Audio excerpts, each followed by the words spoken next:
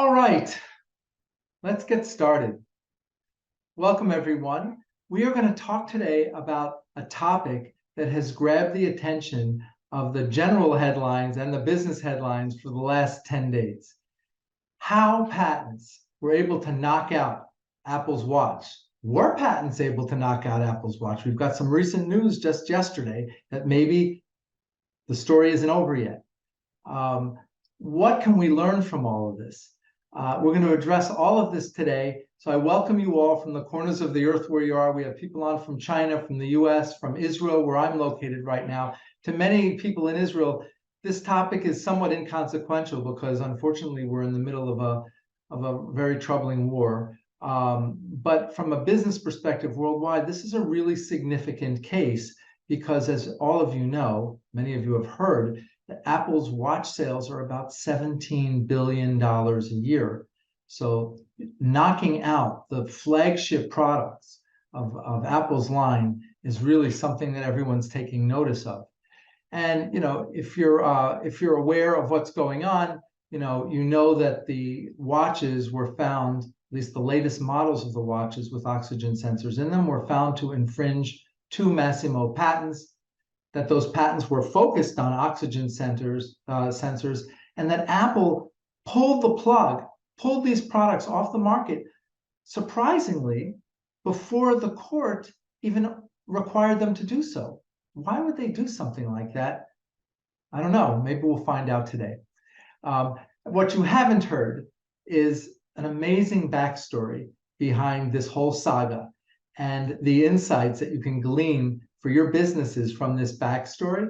And also, I'll give you a spoiler alert. We're going to talk about why Apple did what it did and pulled its products off the market. But first, I'd like to thank our sponsor, the Israel Patent Attorneys Association, and its leader, its president, Rima Pugac Shelzanzan, who invited me to speak today. Thank you, Rima. Rima leads an amazing organization. It is basically all the patent attorneys in Israel are members of her organization, and they do things like this. They do educational events and keep their members informed as to the latest developments in the law in Israel.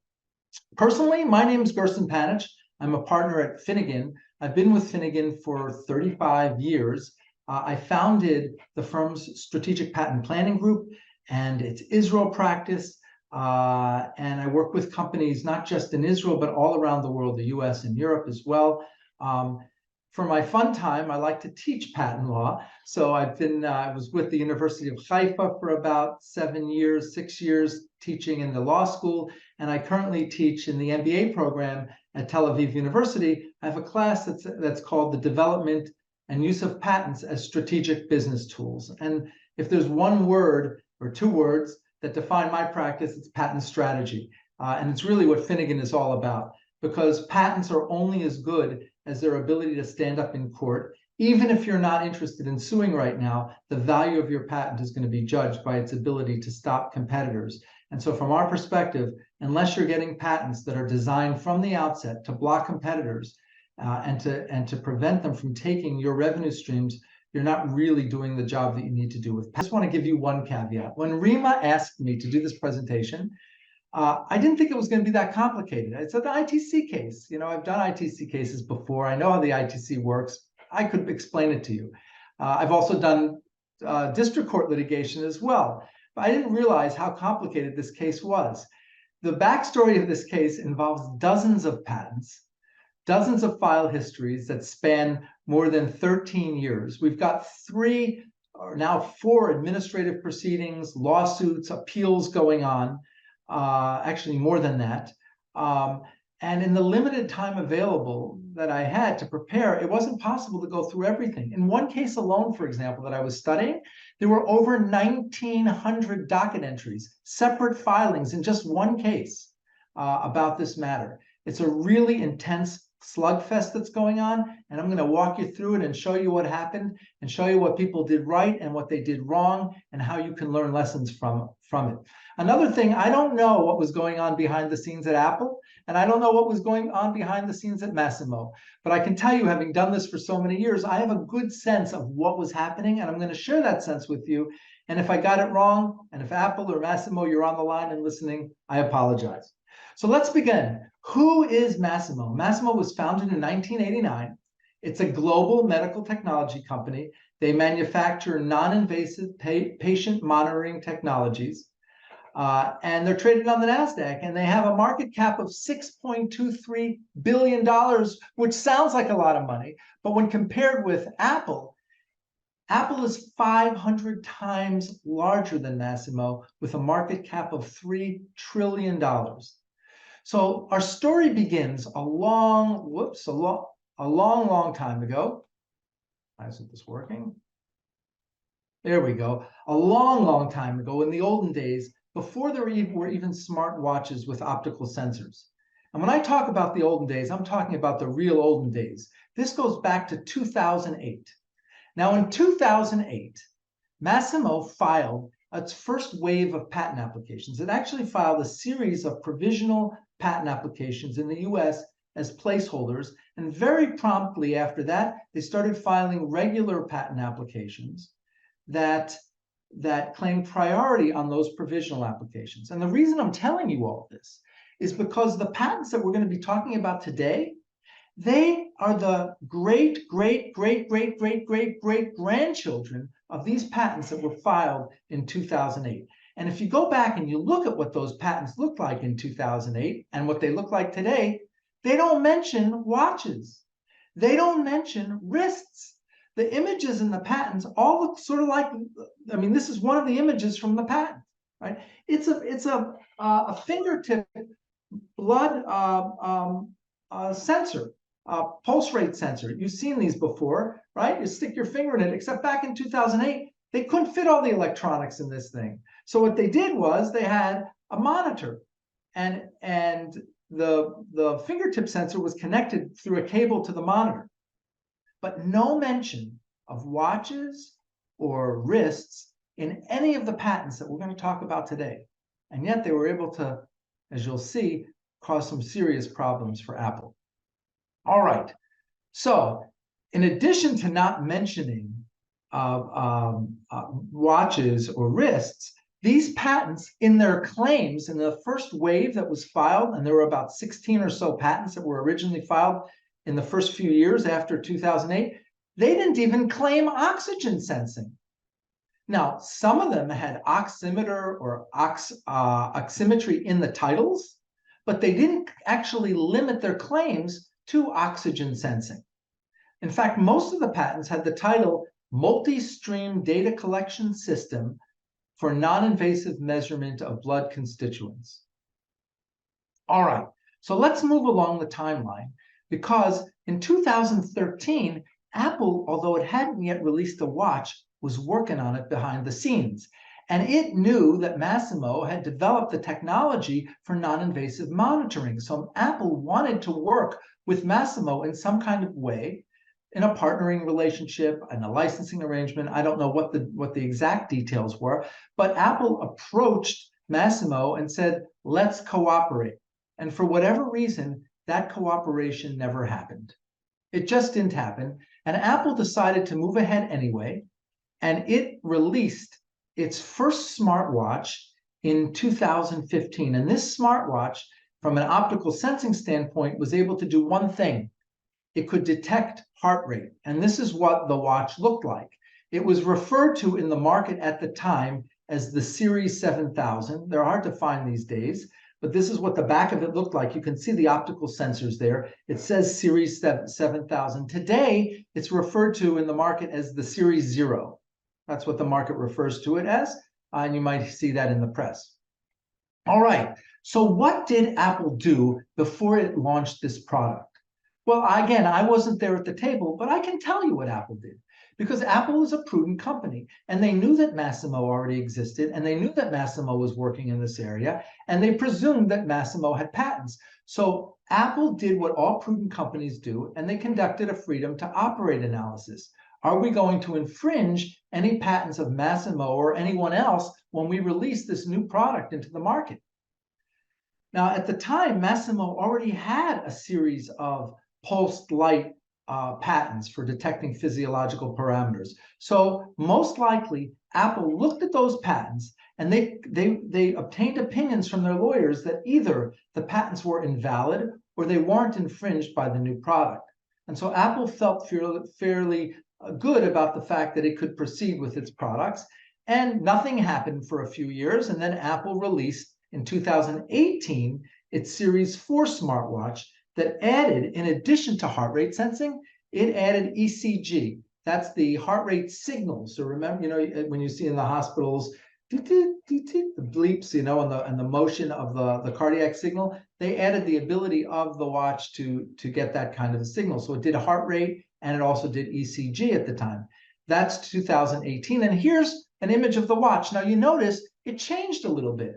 The optical sensors are distributed differently, but they still have optical sensors that come through the back of the watch that reflect light off of the skin.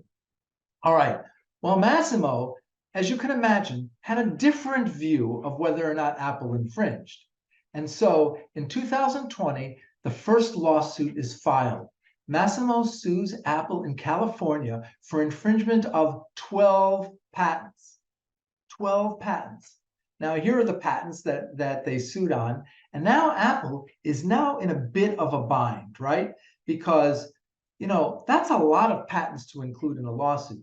Now, it's common these days to include many patents in a lawsuit, right? When I meet with companies and they say, oh, we have a patent, you should see our patent. My first reaction before I even look at the patent is, you're in trouble if you have a patent.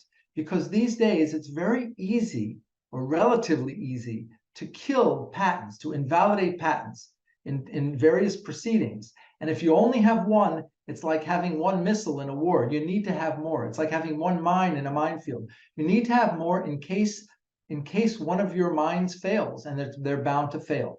So they sued on 12 patents, and over the next 8 months, Apple had to launch its counterattack. And it launched its counterattack in the form of what I call the Iron Dome of patent law.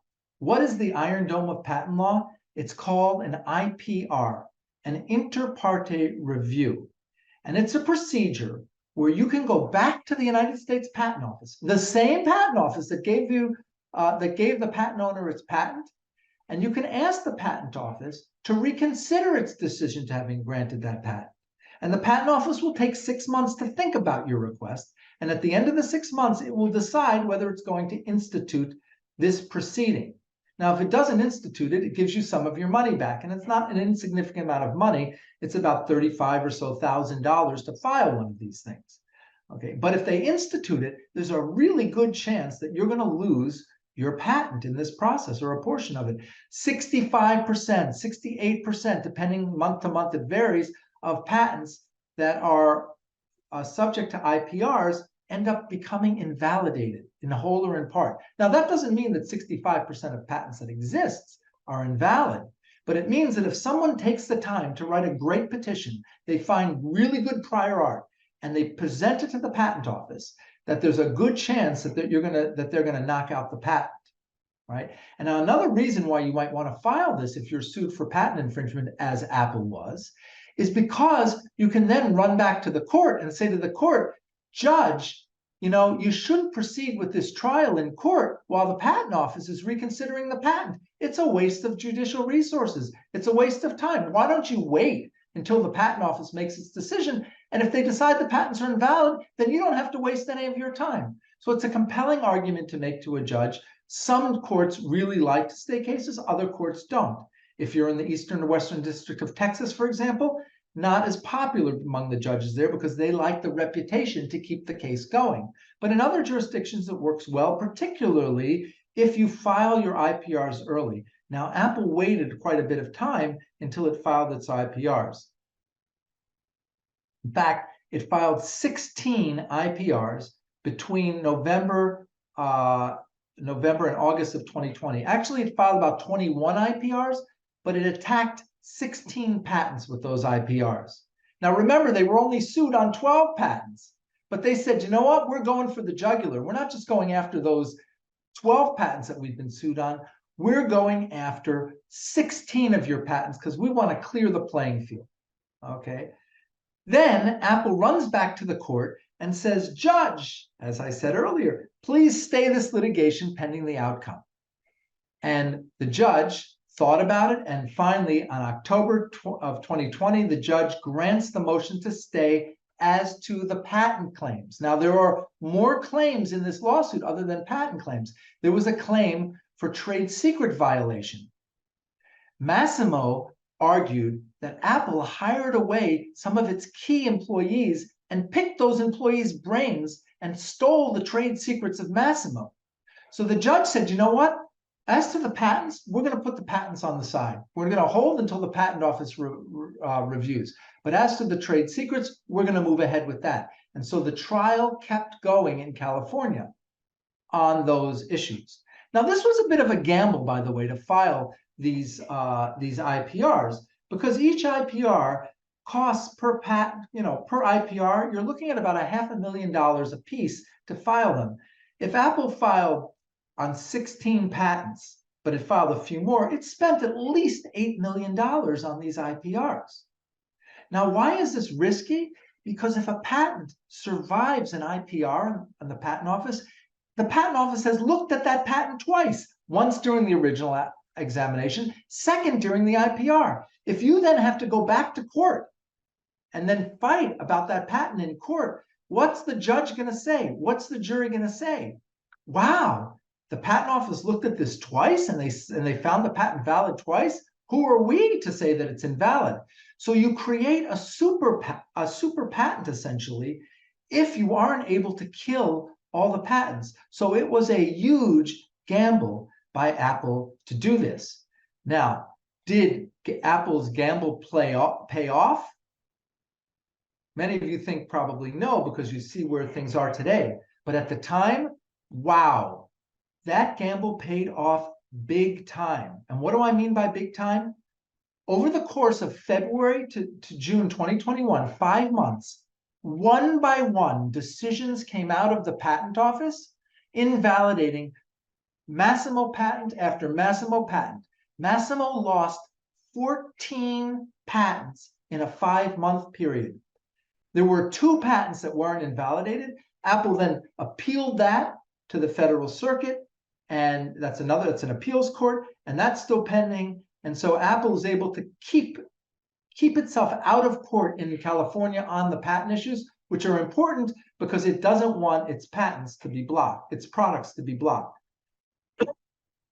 So for many who were watching at the time, they thought this is game over for Massimo. Look, you tried, you did your best, lick your wounds and go home. Apple is in the watch market for good. But that's not what Massimo was thinking. Massimo had another trick up its sleeve in the form of continuation applications. And this, my friends, is where the case gets really interesting. Now, let's get ourselves into Massimo's mindset at the time. Since Massimo already had conversations with Apple, Massimo knew that Apple wanted to release a blood oxygen sensor on its watch. It knew it was just a matter of time before Apple did that.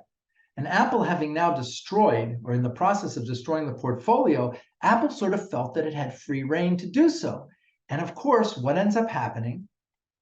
In 2020, just as Massimo predicted, Apple releases the Series 6 smartwatch, which adds now the 3rd function of monitoring oxygen in the blood, right? And this is what that watch looks like. This is the Series 6. You can see the optical sensors on the back, right? Those little dots, some of them are a little too dark to see, but there are it looks like there are about 8 of them. They're LEDs and sensors. And this is what was released. But how does Massimo, after having its patent portfolio decimated, how is it able to still go after Apple on this new watch? And they did it with the most powerful tool that I consider in patent law, which is called the continuation application. And I'll show you how it works. What I'm showing you here on the screen are 3 timelines. They're overlapping timelines. One starts before the next one, before the previous one ends. So let's pick the first timeline on the left side. That's application number 1. Let's say that's that's August of 2008. And you file a patent application, as Massimo did in August of 2008, and you describe lots of things in it. You describe A, you describe B, you describe C, D, E, and F, all described in that patent application. And then your claims, the paragraphs at the end of the patent that define what the invention is, you can't define everything in as what you're claiming as your invention. So you pick a combination of A plus B. You disclosed A and B, so you pick that combination and you run with those claims. And before you get that patent granted, you file another application and you call it a continuation of the first. It's like an extension of the first patent. It's got its priority date all the way back to 2008 because you've linked the two. And now you say, you know what? I disclosed C and E in that original filing. Now I want to claim C and E. But wait, you didn't claim C and E before. You only claimed A and B. It's okay. You're allowed to claim anything that you previously described. And so what do? You file another set of claims and you go after them. And then you see a competitor in the marketplace, like Apple. And you take apart Apple's product and you look at it and you say, you know what? They have A plus F in their product. Look, back in 2008, we had A plus F in our patent application. We didn't claim it, but we described it. So let's claim A plus F today.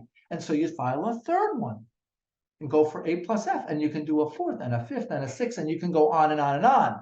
Here's a family that has 6 generations. Grandma sitting in the hospital bed is 111 years old, holding her great-great-great-great-grandchild, right? That's 6 generations. You know what Massimo did? They did more than 20 generations with their patent. This on the right side is a list of the generations. Look, you can see here's one from 2019, and it's a continuation of another one from 2019, 19, 19, 18, 15, 10, 9, 8, 8, 8, 8, 8, all the way back to July of 2008 was actually the earliest filing. They kept that family alive for all this time, for more than a decade and a half, right? So that they could use this strategy. How many companies actually do this? I meet with companies all the time and they say, yeah, we got our patent. And I look at the patent and I'm like, oh, these claims, they're not going to do anything in court. The company doesn't realize it, but they're just not strong claims. And my first question is, did you file a continuation? No, the company didn't want to do that. Now you're dead because you have no opportunity to fix. But if you are thoughtful and you continue to file continuations, you can then watch the market evolve and create better patents for yourself. Now, what you're seeing on the right side is a very expensive strategy, right? There are ways to do it that are a lot cheaper. I mean, we've developed some really unique techniques for keeping families of patents alive for a long time for a very little amount of money. But nevertheless, it worked for Massimo. And so what did Massimo do? They took apart Apple's watch. They got the watch, they looked at it, and they said, what is in this watch that was in our applications back in 2008? And they wrote claims in 2020 to cover something that they had disclosed in 2008, just so that they could catch Apple's latest product. Now, it doesn't seem like it's fair, but it's perfectly allowable under US law and under the laws of most countries. So then Massimo files a new group of continuation patents, okay? And they file them starting in March of 2021. There are actually 4 applications that they file. And by March 22nd, 2022, they received all their patents in less than a year. How did they do that? I mean, they wanted to get back into court as quickly as they could. How did they make this go so fast? Well, they used another trick, and that's called track 1. It's a process that I'll describe on the next slide, but it moves your patent applications along very quickly. Check this out. March 31st, 2020, they filed. June 23rd, 2020, they had their patent. That's under 3 months. That's about the fastest I've ever seen. September of 2020, they filed. February of 2021, they had their next patent, 5 months. The next one, 5 months. The next one, 6 months. Now look at the last one. The last one was 4 years and 4 months. Why did it take them 4 years and 4 months? Well, that last one was filed in 2006. they didn't use the fast track there. They used the slow track. So it took them a long time to get their patent. Had they used the fast track back then, they would have had their patents much sooner. So let's examine what this track one process really is. Okay, it costs you about $1,700 more per application in filing fees if you go track one. If you're a small entity, that means that you have less than 500 employees. If you have more than 500 employees, the patent office charges you $4,200 approximately to go track one. Now, whether you're spending 17 or 42, I think it's an amazing deal. It's worth every penny, and here's why. It speeds up the patenting process, right? The patent examiners are under a lot of pressure to get these cases resolved quickly. So if you're under pressure to resolve, you don't play games. You might have issued 2 or 3 office actions to fight, but now you say, you know what? I want to get this, the examiner says, I want to get this thing done. Let's try to do it in one office action. Maybe he gives you or she gives you a call to try to resolve the matter. So you save yourself a battle, right? At least one battle typically with these, and that saves you a lot of money in lawyers' fees having to fight with the patent office. It cuts through red tape, and it generally reduces your overall cost. Even though you have to pay more for the initial filing, it costs you less. And I have to say that I don't think I have any clients that use the regular process anymore for filing patent applications. All of our clients are strategic. They're thinking about how they're going to block. They're thinking about moving things through the patent office as quickly as possible to get ahead of the other prior art that might taint the examiner, the other art that might taint the examiner's views. And in very rare circumstances, do clients of mine not use it. Now, here's the caveat on it. If you claim the way most patent attorneys claim, which is to try to claim the moon, you start as broad as you can, and you go through this process of narrowing and narrowing and narrowing until you find the boundaries. This process is going to frustrate you because you're going to end up after the year without getting any patents. If you are strategic and you think very, very thoughtfully about what claims you need, you don't need to cover the moon in order to stop your competitors. You just need to keep your competitors from being able to steal your revenue streams. That's what's most important. You can go back later and broaden them if you want to, but for the time being, we've got to protect our revenue streams. Patents are about business. They're not about just getting something you can hang on the wall. So if we develop our claims strategically, and then we go in on track one, my experience, 70% of the patents we file will turn in, patent applications we file will turn into patents in a year or less. We'll usually have a grant or an allowance in 1 year. 30% you still have to fight with the examiners on, but it's a really great way to develop patents very quickly and to develop a strategic portfolio very quickly. All right. So now that Massimo has these new patents and they're specifically designed to block Apple, what does Massimo do with them? Well, what are its options? It can go back to California, right, and add it to the current suit, but what's going to happen there? You know, it's going to Apple's going to file IPRs, and then it's going to be stayed again. It can go to a different jurisdiction and try to file there. But again, you know, there's the risk of the IPR. Massimo needs to work quickly. It wants to get this thing, really wants to get Apple's attention. So what does it do? It files a complaint in the International Trade Commission in Washington. Now let's talk about what that is, because that's a different animal than the federal courts, right? The federal courts are judicial bodies. The International Trade Commission is an administrative body. It falls under the purview of the President of the United States on the administrative side of the United States. So let's take a look at what the International Trade Commission is. Its job essentially is to protect the United States via the borders. Right? So it has to protect things that are coming over the borders that are going to damage business in the United States. So it's a very fast proceeding. They are not swayed. They have judges there, but the judges are administrative judges, not appointed by Congress. They're administratively appointed. And it's very unlikely that one of these administrative judges is going to stop a proceeding in the ITC because another administrative body, the patent office, is looking at the patents, right? So the IPR doesn't work as a tool typically to stop an ITC action. Now, the result that you get if you win an ITC action is that the products are barred from entering the United States. And there's a cooperation between the ITC and the Customs Service in the United States. So once an order comes down, an exclusion order that blocks the importation of infringing goods, then the message goes out to Customs, and Customs seizes the goods and destroys them. Right? So you can't get the goods into the United States.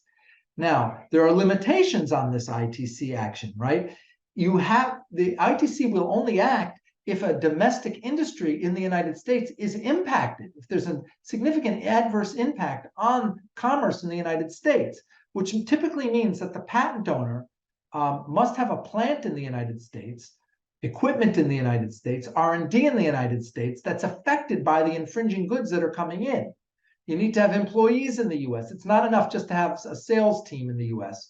You have to be doing something that revolves around the manufacture, development of the products. It has to have a significant economic impact on the US economy, okay? If you have that, very powerful tool for stopping your competitors. Now, you don't get money. If you win, they don't say, okay, your damages are $100 million, $1 trillion, whatever. They don't say that. All they do is they give you this exclusion order, which itself is very powerful because you can negotiate then with the infringer as to a money settlement. And of course, if you choose, you can also file a parallel litigation in court and go for the money there. Okay? So now let's think about where Apple is. Apple has got no leverage, zero leverage. It's being sued. It's got nothing that it can assert back against Massimo. And you know what? The currency of patent infringement lawsuits are patents, right? Every suit that I'm involved in, when there's no patents on the other side, very rarely do you get to a quick settlement. As soon as the other side has patents that they can assert back, now there's counterclaims, and the currency of the dispute are the patents. We trade patents for patents to try to resolve the matter. All right? Now, Apple got the lucky break that it needed in August of 2022, when Massimo launched a watch for the first time that had optical sensors on it for detecting parameters of blood. And this is their watch. It's called the W1, launched in August of 2022. And now Apple had what it needed to get a little bit of leverage back. And so Apple, in October of last year, 2022, Apple filed 2 lawsuits in Delaware, one for infringement of 6 utility patents, and the other for infringement of 4 design patents. Okay, so now Apple is suing Massimo. Now we've got a two-way street going on here. Let's take a look at what that lawsuit was about. Here's an excerpt from Apple's complaint. Apple says, "Judge, look, this is what our watch looks like on the left. Look at what Massimo's watch looks like. It looks like ours. Look at the back of our watch. Look at the back of Massimo's watch. Look at our clever disc-shaped charger with cable attached. Look, Massimo's doing the same thing. We have design patents on these features, and Massimo is copying our design patents." That's one lawsuit. The other lawsuit is Massimo is infringing 6 of our utility patents because Apple had its own patents on the integration of the sensors into watches, right? Which Massimo really had not thought of until it started developing its W1 watch. What does Massimo do? Well, Massimo does what everybody does. It files counterclaims. So in one of the patent suits in Delaware, Massimo had now amassed 10 more patents, and it filed counterclaims alleging that Apple infringes yet 10 other patents.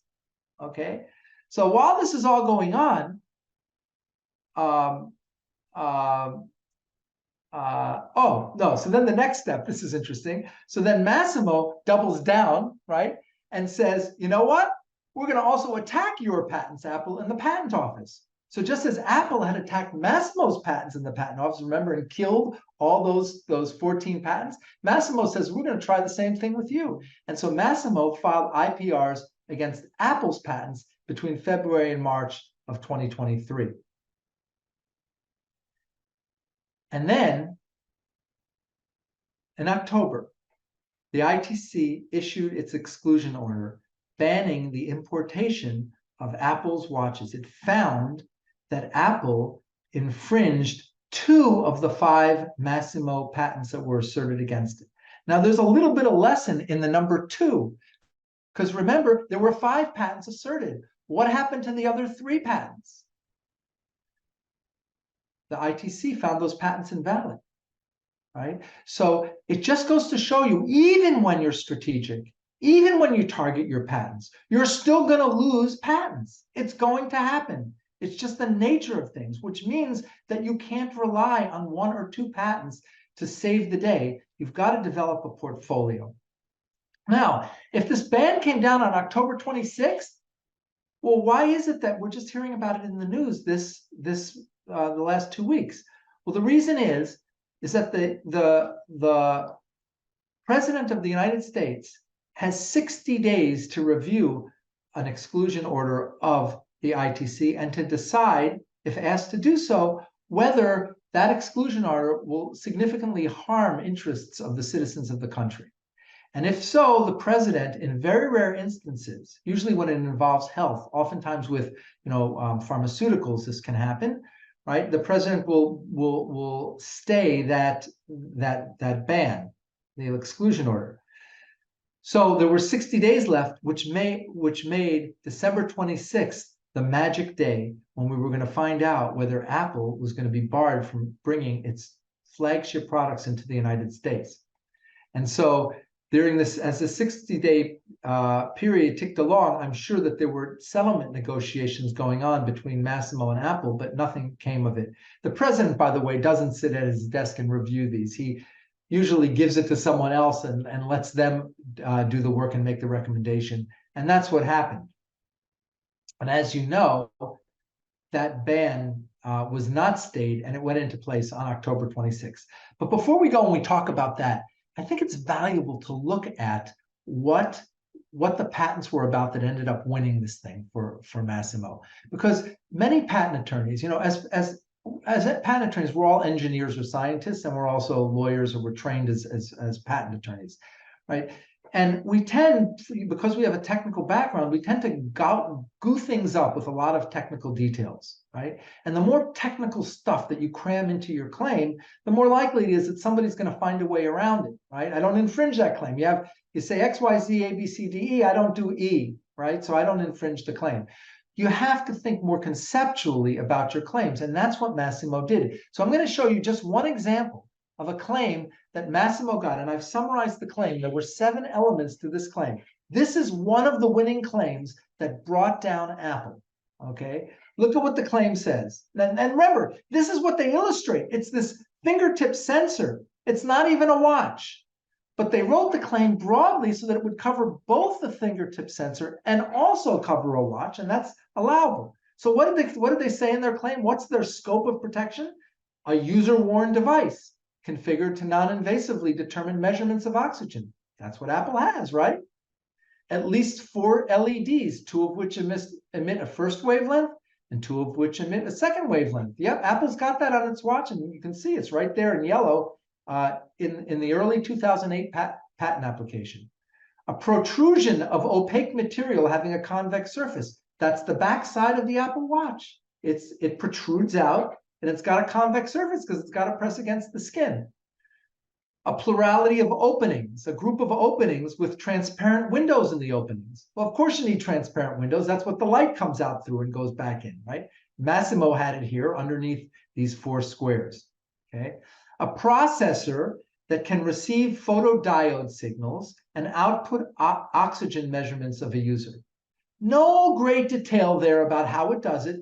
It just says a processor that does these things. Now, the patent might describe all the details, but the claim is devoid of those details. It's just conceptual in nature. And then the last 2 elements, which are very interesting, a housing, right? Anybody has a housing. You have to house your materials within something. And a strap configured to position the housing near the tissue of the user when the device is worn. And this is the one that got me boggled. Because where's the strap? Remember in 2008, The patent application was not about a wristwatch. It was about this fingertip sensor. Where is the strap? How are they able to put the strap in the claim if they didn't disclose it back in 2008? You can't do that. But if you look at the patent, they actually had 2 sentences that saved Massimo. 15 years later, 2 sentences saved Massimo. Here's the first sentence. The monitor 209 can be attached to the patient.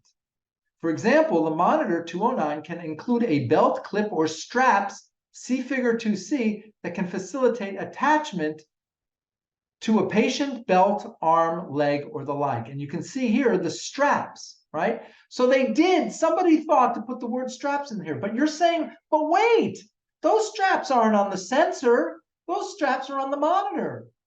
The whole point is you have to strap the sensor to the skin. It's not about strapping a monitor to the skin. The sensor's got to be strapped against the skin. Well, there was a second sentence, right? And here's the second sentence in blue. The monitor can also include a fitting, a slot, a magnet, a LEMO snap connector, click connector, or any other connecting mechanism to allow the cable and the sensor to be attached to the monitor. So the sensor is attached to the monitor and the monitor is strapped to the wrist.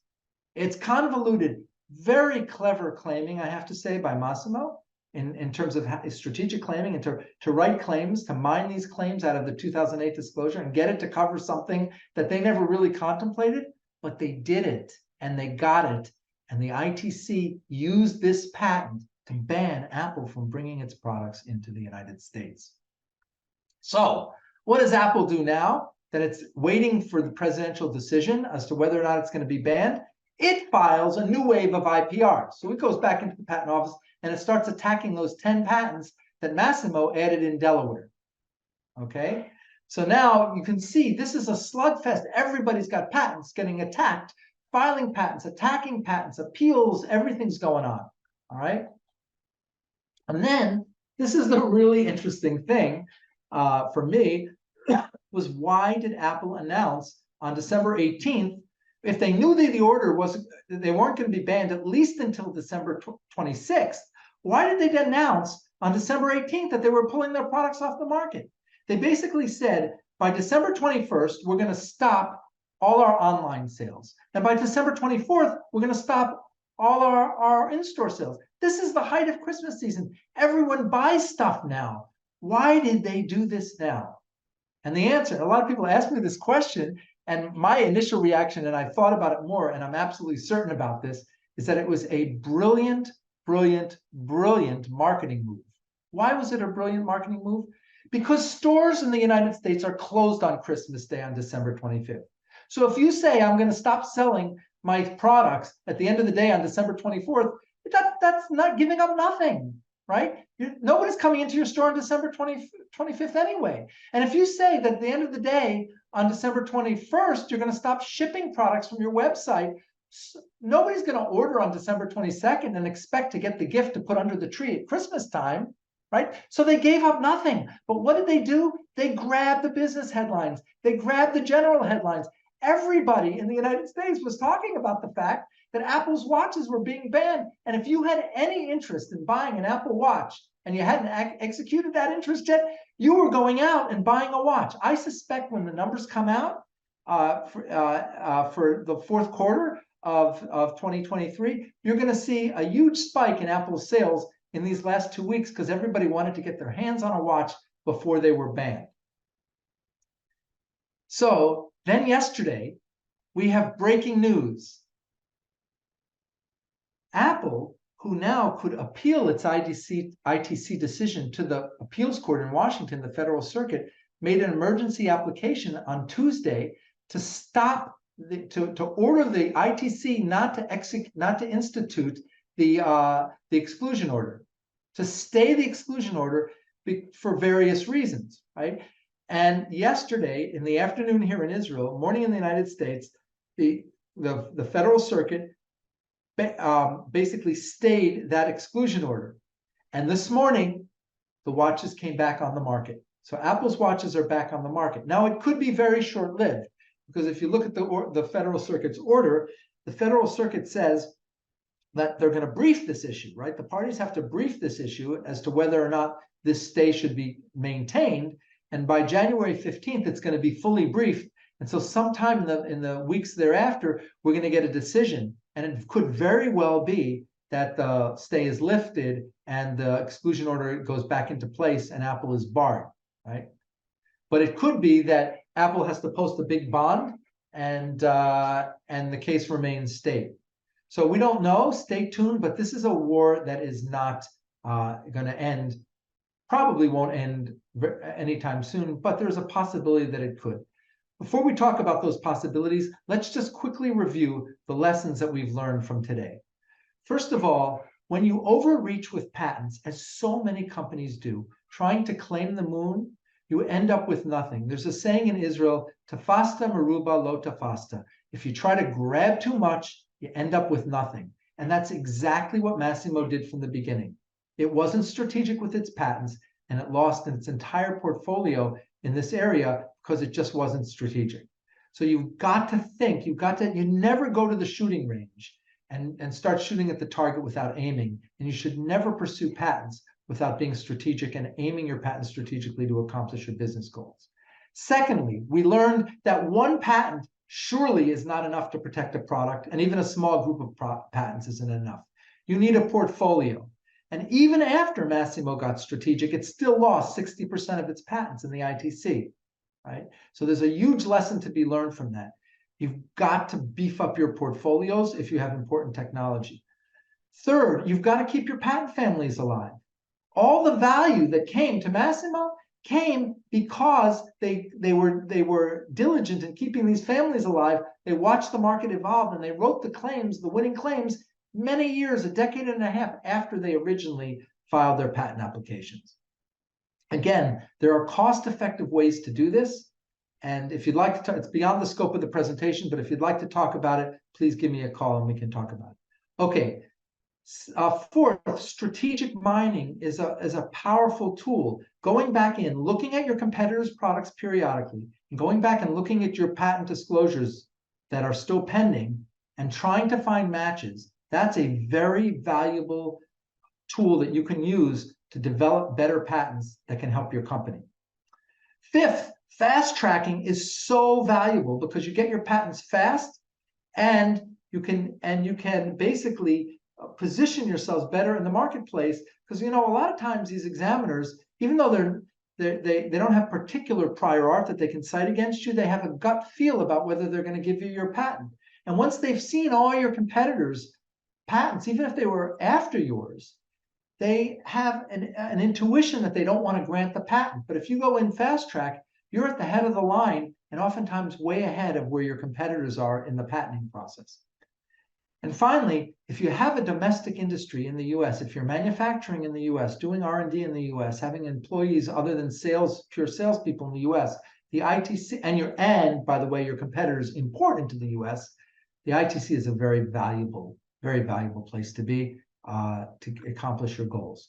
So finally, what happens next? How is this thing going to be resolved? In my view, there's going to be a settlement. The question is, when is that settlement going to occur? I think that it would be in Apple's best interest to try to get that settlement as soon as it can. And I think it would also be in Massimo's best interest to do so as well, because you don't know what the Federal Circuit is going to end up doing with these two remaining patents.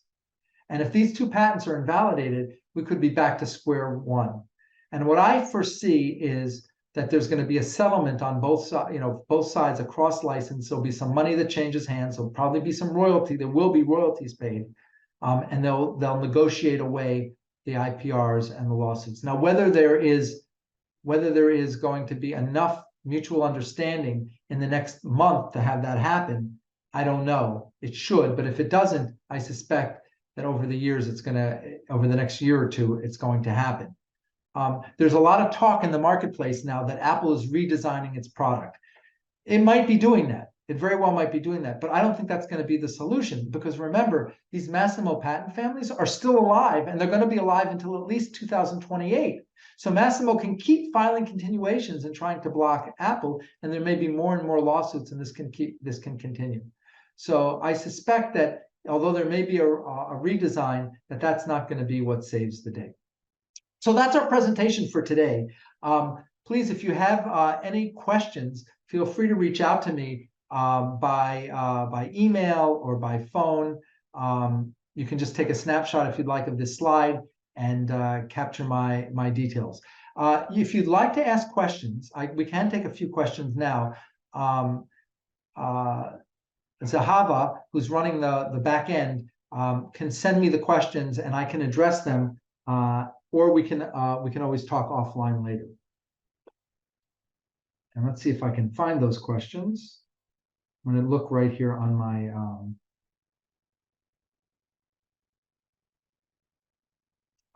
so someone asked, what about foreign filing?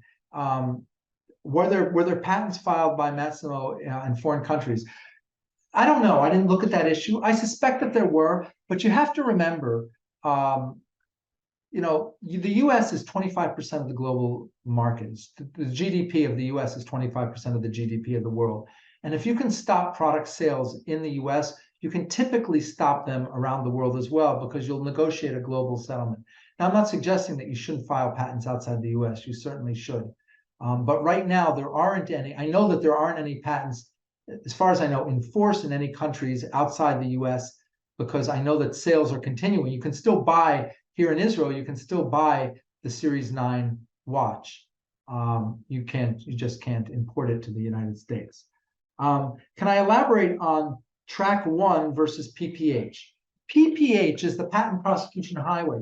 That is a program that it's a treaty between countries, an agreement between certain countries, that if you get a patent in any one country, you can go run to another country and you can say, look, the US already granted the patent. Please speed up your examination of this patent in Germany, in the European Patent Office, in Brazil, China, right? So Track 1 speeds it up from the get-go in the United States. PPH only works in another country after you've obtained a patent in one member country. Can you elaborate on how a continuation taking the original priority extends the patent term? Do the continuations need to be CIPs? The continuations do not need to be continuation parts. You can refile exactly the same patent application a second time with the exact same disclosure. The only thing you need to change are the claims, right? But the disclosure and the figures, everything is the same. Now, you've got to remember that you only get 20 years of life from your original filing date. So if you file and your original filing date is 2008, every time you file a continuation and get a new patent, it doesn't extend the term of that 20-year period from 2008. So every patent that you get sequentially or subsequently is going to have a shorter and shorter term. But theoretically, you could get a new patent in 2027, right? And it would only have 1 year of life left on it. Now, probably not worthwhile in many industries, but in pharmaceutical industries, right, where billions of dollars are made each year on a product, or even in this industry, getting a patent even towards the end of the 20-year term can be valuable. Does ITC consider the file wrapper prosecution history? Yes, the ITC, the question is, how does the ITC determine whether there's infringement? It has to apply the same legal standards that are applied in a court, right? So it has to interpret the claims. What do the claims mean? How do you interpret the claims? You go back and you look at what was said. First, you look at the patent description. And this is where lots of companies go wrong. Their descriptions, they think they've got great patents because their claims look great, but their descriptions are very narrow. And when a court goes to interpret the claim, the court is going to interpret the claim in view of this narrow description and give you an interpretation that's narrower than you thought you had. So yes, the ITC and a court will go back and look at your technical description in the patent. They'll look at the prosecution history, that is the back and forth between the patent applicant and the patent office during the patenting process, to see if the applicant said something that might narrow the scope of the claim. You need to be very careful when you're going back and forth with the patent office and what you say and how you say it, because everything you say can or could and might be used against you later on in interpreting your patent. What else? That's the only question. Are there any more questions? So how do you want to? That's it. Thank you all.